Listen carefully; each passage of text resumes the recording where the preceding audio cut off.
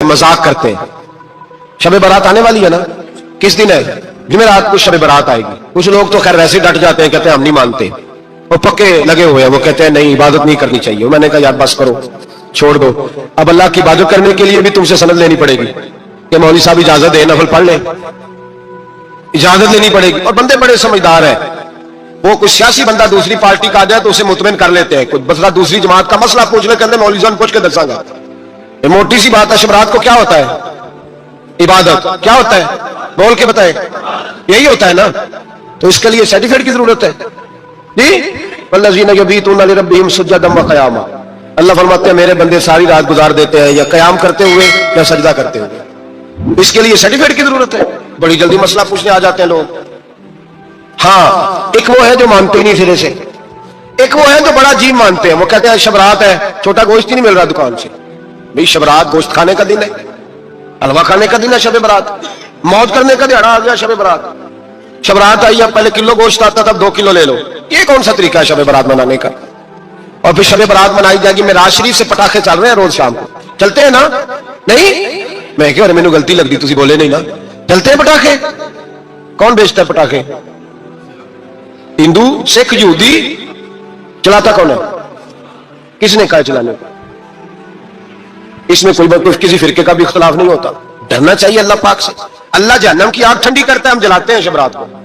रब फरमाता है ठंडी होगी, हम जला रहे हैं। बच्चे पटाखों के पैसे पड़ोसी से लेके आते हैं कि हमसे लेते हैं? हम मना क्यों नहीं करते? जूते ना पॉलिश करने पे तो थप्पड़ लगते हैं, तो पटाखे वाले बच्चे को नहीं पूछा जा सकता? बाप की जिम्मेदारी है। और मुहद्दिसीन ने मसला लिखा है, अगर बच्चा नाबालिग कोई गलती करता है तो उसका बाप जिम्मेदार है, जवाब दे उसकी जगह पर। उनको समझाए। शब बारात आएगी, फिर तौबा होगी, हर मस्जिद से रोने की आवाज आएगी, जोर जोर से लोग रोएंगे, तड़पेंगे, इज्तिमात होंगे, बड़े बड़े इज्तिमात होंगे, तौबा करेंगे लोग, करेंगे ना इंशाअल्लाह ताला, आएंगे ना लोग मस्जिदों में। फिर सवेरे झूठ बंद हो जाएगा ना, अगली सुबह मिलावट खत्म, कम तोलना खत्म। ये कैसी तौबा है? वो दुकानदार जो शबरात वाले दिन गलत सूजी फरोख्त कर रहा है, मिलावट वाली चीनी बेच रहा, ताकि दवाइयों में धोखा देते हैं लोग, दवाइयों में धोखा देते हैं। एक डॉक्टर खुद मुझे कहने लगे, वो मेरे दोस्त है, हल्का फुल्का कोर्स किया हुआ है, कहते हैं मेरे दोस्त है कई सारे लोग, तो एक ऐसा ही हमारे शोबे का आदमी था, तो अपने अब्बा जी को वो ड्रिप लगाने लगा, तो अब्बा जी कहने लगे पुत्र मिन्नू असली ला दे तेरी मेहरबानी, मिन्नू असली ला दे तेरी मेहरबानी, लोखा ना ला दे। ये हाल हो गया। दवा मुझे बताएं वो कौम इखलाकी तौर पे कितनी गिर चुकी है जो दवाइयों में जहर बेचती है, दवाइयों में। और मैं इंशाल्लाह किसी मौके पर तफसील से इस पर गुफ्तगू करूंगा, बड़ी तफसील से। मैंने बहुत सी मालूमात इकट्ठी की हैं कि कितना जुल्म करते हैं ये लोग, लिखने वाले भी, लाने वाले भी, बेचने वाले भी, कितने बड़े मुजरम है, सेहत के साथ खेलते हैं। सेहत 12 लाम दाम बरसरे, मतलब जिस आदमी ने धोखे का माल ला के रखा है, शबरात वाले दिन के रात तौबा भी करनी है और सवेरे ये बेचना भी है, वो तौबा करने आया है। जिसने धोखे का माल ला के रखा है कि सवेरे बेचना है और रात तौबा भी करनी है, वो तौबा कर रहा है कि मजाक कर रहा है? तौबा मेरी तौबा, अस्तगफिरुल्लाह, या अल्लाह माफ कर दे, ऊंची ऊंची आवाज में रो रहा है, और सवेरे सारे चक्कर वही हैं। ये कैसी तौबा है? तौबा क्या है? मेरे नबी पाक अलैहिस्सलाम के गुलामों ने तौबा की तकसीम की। हजरत हसन बसरी से किसी ने पूछी तौबा क्या है, तो आपने फरमाया तौबा ये है कि जब तू तौबा कर ले तो फिर उस जगह नजर ना आना जहां खड़े होने से रब रसूल नाराज होते। और फरमाया तौबा ये है कि जब तूने तौबा कर ली फिर वहां से गैर हाजिर ना होना जहां हाजिरी का तुझे अल्लाह रसूल हुक्म देते हैं। ये तेरी तौबा है। और अगर तू ऐसा नहीं करता फिर तूने तौबा नहीं की, फिर तूने मजाक किया। मेरे भाई, रहमत इलाही आवाज देती है कि तरफ रुजू करें, दौड़े और रहमत की उम्मीद रख के आएंगे। समझ ले कि अल्लाह पाक, मैं एक बात अक्सर करता हूं, नबूवत का दरवाजा बंद हुआ है। दाता गंज बख्श अली अजमेरी ने कहीं नहीं लिखा था कि मेरे बाद अली बिन उस्मान अजमेरी दूसरा नहीं आ सकता। हजरत मुजद्दद साहब कहीं नहीं लिख के गए कि दूसरा मुजद्दद अल्फसानी पैदा नहीं होगा। हजरत बाउल नक्शबंद बुखारी ने कहीं नहीं कहा कि मेरे जैसा वली नहीं हो सके। बुजुर्गों ने कभी नहीं कहा तू जदोजहद तो कर। इकबाल कहते हैं आज भी हो अगर इब्राहिम का ईमान पैदा, आग कर सकती है अंदाजे गुलिस्तां पैदा। तू प्रोग्राम तो बना, आगे की तरफ तो सफर कर। मेरे नबी करीम सैयद आलम सल्लल्लाहु अलैहि वसल्लम ने फरमाया तेरे आ जाने से तेरा रब राजी हो जाता है। जब तू आता है तो तेरा अल्लाह राजी हो जाता है। ये जो हमारी मुश्किलात होती है ना, जिनमें अमल जो होते हैं, वो जो हमें जादू हो जाता है, तवीज कर देते हैं हमारे करीबी रिश्तेदार, वो तवीज नहीं होते, वो हमारे अमाल की सजा होती है, हमारे अमाल की सजा होती है।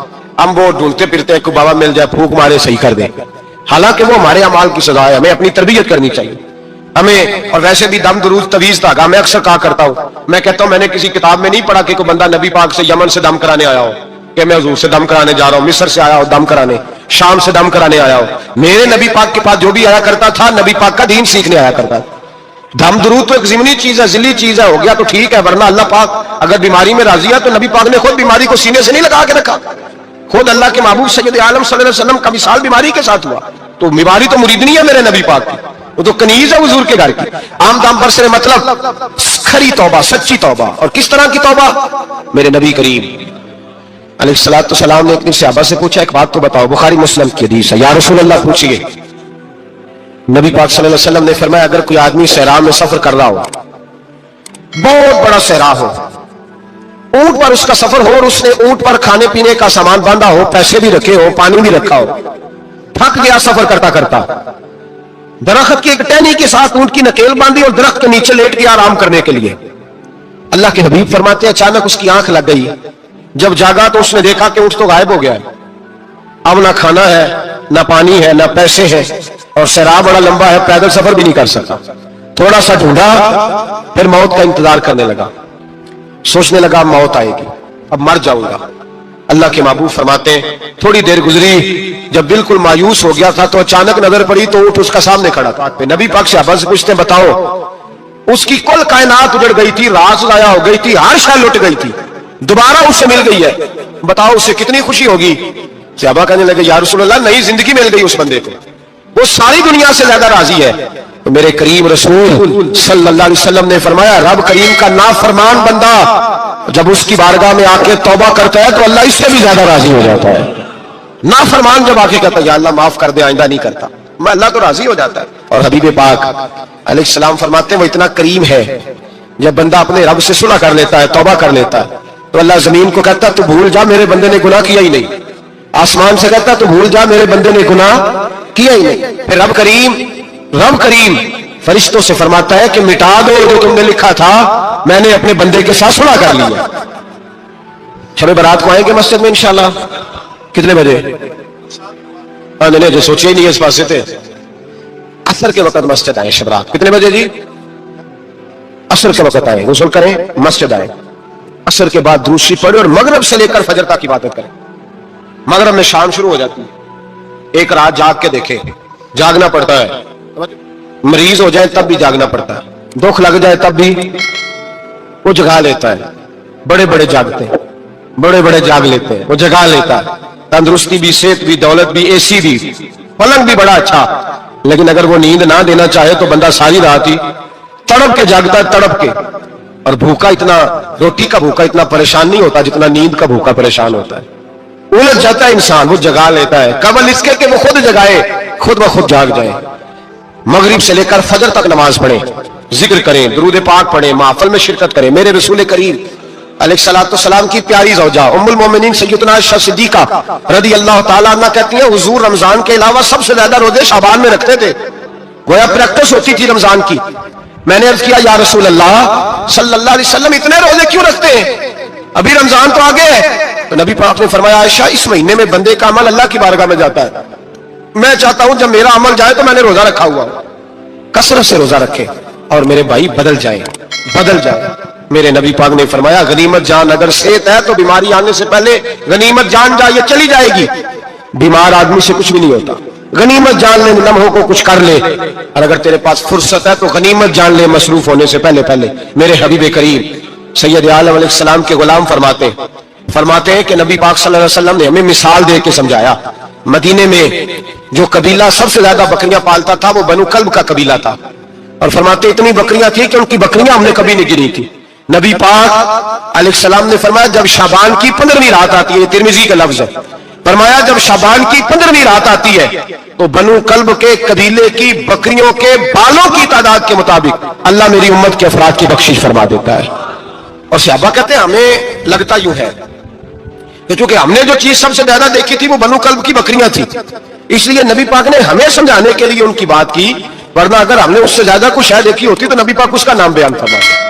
हमें समझाने के लिए फरमाया बनु कल्ब के कबीले की बकरियों के बालों की तादाद, किसी एक बकरी के बाल भी बंदा गिन सकता, और हुजूर ने फरमाया जो सबसे ज्यादा बकरियां पालते उनकी तादाद के मुताबिक हजरत आयशा सिद्दीका رضی اللہ تعالیٰ عنہ فرماتی ہے جنت البقیع میں حضور جایا کرتے، قبرستان میں، قبرستان کے کونے میں اللہ کے رسول کو میں نے نماز پڑھتے بھی دیکھا 15ویں رات کو، اور فرماتی ہیں حضور بقیع والوں کے لیے بخشش کی دعا بھی کرتے، قبرستان بھی جائیں شب برات کو ان کے لیے دعا بھی کریں، اور پھر میرے بھائی شب برات کو للہیت کے ساتھ آئے، لوٹنے کا پروگرام بنائے، اس سے قبل کے رب کریم خود جکڑ کے لے آئے، خود بخود آئے، اس کے کرم کی طرف توجہ کریں، اس کی رحمت کی طرف توجہ کریں۔ میرے رسول کریم صلی اللہ علیہ وسلم کے پاس ایک دیہاتی آئے، مولا علی شیر خدا فرماتے ہیں میں بھی حاضر تھا، کہتے کبھی کبھی سادے بندے آتے تھے پر بڑی عجیب ہی بات کر جاتے تھے، کہتے ایک دیہاتی آئے، تامت باندھی ہوئی اور سادہ رومال کندھے پہ رکھا ہوا ہے، نبی پاک کے پاس آئے اور حضور سے دل لگی کرنے لگے، حضور سے دل لگی کرنے لگے، میٹھی باتیں کہنے لگے یا رسول اللہ ایک مسئلہ پوچھنے آیا ہوں۔ میں پوچھو، عرض کرتے حضور قیامت میں حساب کون لے گا؟ قیامت میں اب کس کو نہیں پتا کون حساب لے گا، دل لگی کی بات ہے نا، کون لے گا؟ نبی پاک نے فرمایا اللہ حساب لے گا۔ تو کہتے اس نے نا اور جملہ کہا تو ہم اس کی بات پہ حیران ہو گئے، کہنے لگے یا رسول اللہ واقعی اللہ حساب لے گا؟ تو کہتے ہیں نبی پاک مسکرائے، فرمانے لگے تجھے تیری ماں روئے میں سچی تو کہہ رہا ہوں، تو کس طرح کی بات کر رہا ہے، اللہ حساب لے گا؟ حضرت علی فرماتے ہیں اس نے رومال اٹھایا کندھے پہ رکھا، کہنے لگے یا رسول اللہ اگر رب حساب لے گا تو پھر اس نے معافی کر دینا ہے۔ یہ کہہ کے وہ چلا گیا، یہ لفظ کہہ کے وہ چلا گیا۔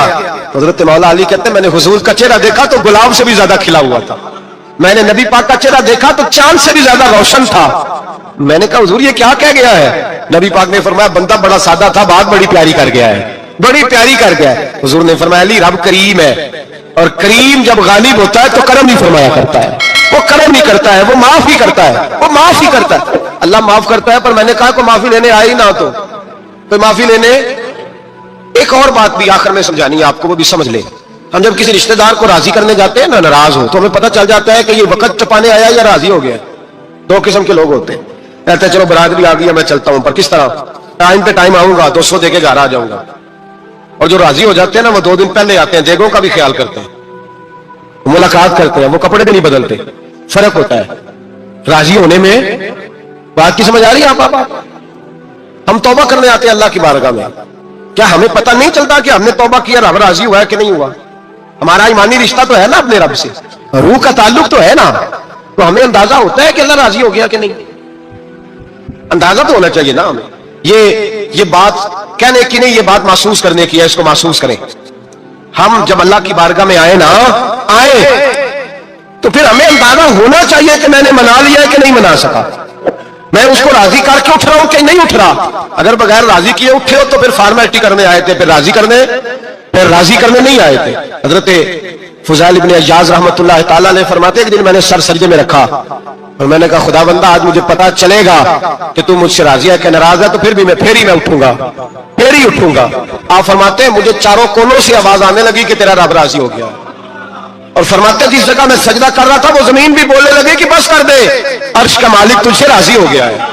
لیکن شرط یہ ہے، حضرت حبیب اجمی رحمۃ اللہ علیہ فرماتے ہیں میں سود کا کاروبار کرتا تھا توبہ کرنے سے پہلے، کئی دفعہ میں نے توبہ کی تھی، لیکن میری اس توبہ کے اندر صداقت نہیں ہوتی تھی، میرا دل بھی گواہی دیتا تھا کہ یہ نا بہت سارے بندے کہتے ہیں آئندہ نہیں کرتا، وقت ٹپاتے ہیں، جس طرح بندوں کو دھوکہ دیتے ہیں اس طرح معاذ اللہ توبہ بھی اسی طرح کی کرتے ہیں، لیکن بعد میں دوبارہ اسی ڈگر پہ چل نکلتے ہیں جس پہ چلے ہوتے ہیں۔ آپ فرماتے ہیں میں کئی دفعہ توبہ کرتا تھا تو توڑ دیتا تھا۔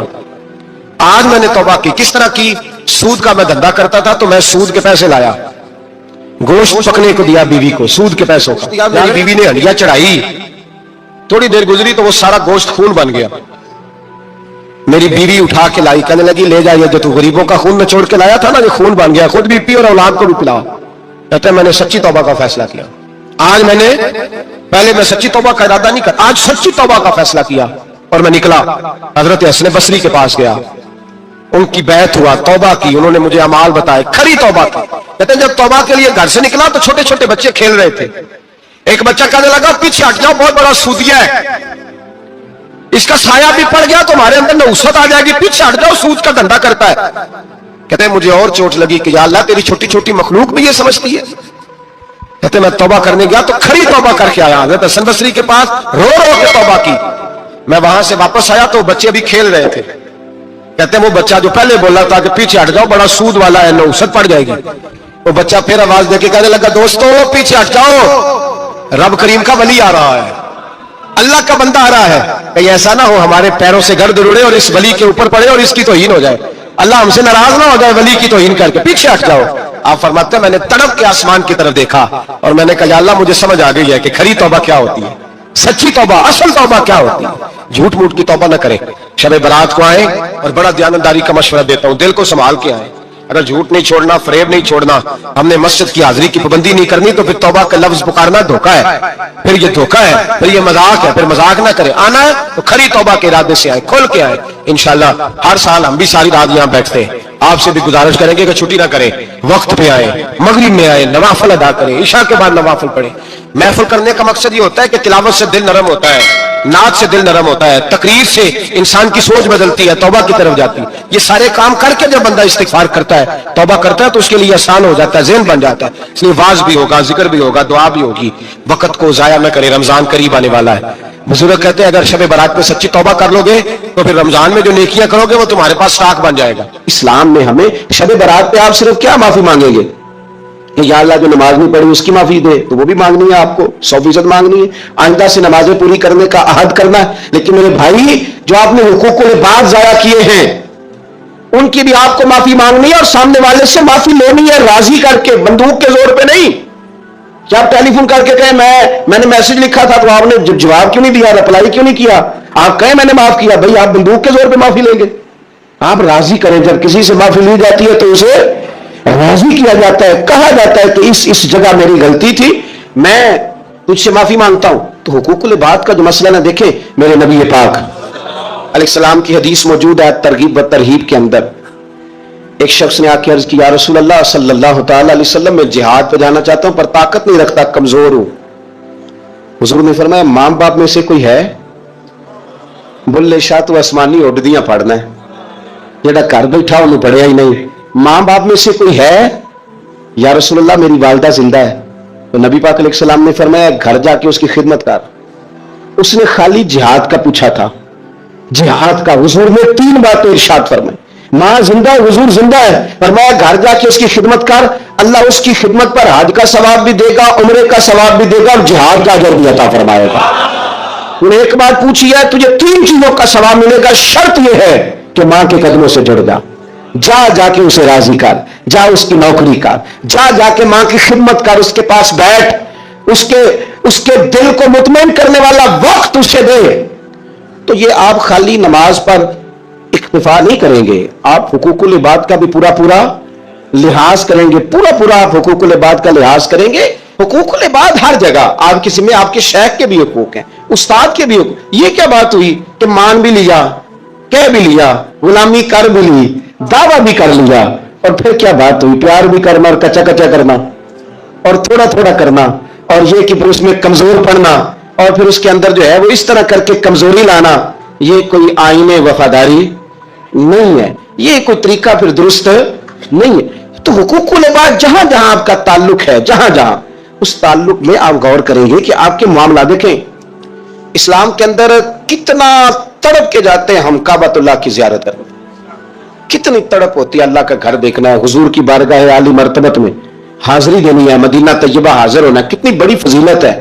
لیکن آپ کو پتہ ہے کتنی برکت والی جگہ ہے بیت اللہ شریف، طواف کے پھیرے 7 ہیں لیکن ان میں حجر اسود کا بوسہ 1 ہے۔ حجر اسود کا بوسہ 1 دفعہ لے لو تو کافی ہے۔ کمال یہ ہے کہ صرف 1 ہی نہیں ہے بھی کوئی نہیں، اگر رش زیادہ ہے نا تم دور سے اشارہ ہی کر لو، کس لیے اتنی دور سے چل کے آئے ہیں تو اب بھی حجر اسود کو نہ چومیں، تو ہمیں حکم دے دیا گیا کہ شوق تمہارا اپنی جگہ پر، تم اکیلے تو نہیں نہ آئے، بوڑھے بھی آئے ہیں، بیمار بھی آئے ہیں۔ دیکھیں ایک حدیث حضور صلی اللہ علیہ وسلم نے فرمایا کہ میرا دل کرتا ہے کہ میں کسی جوان سے کہوں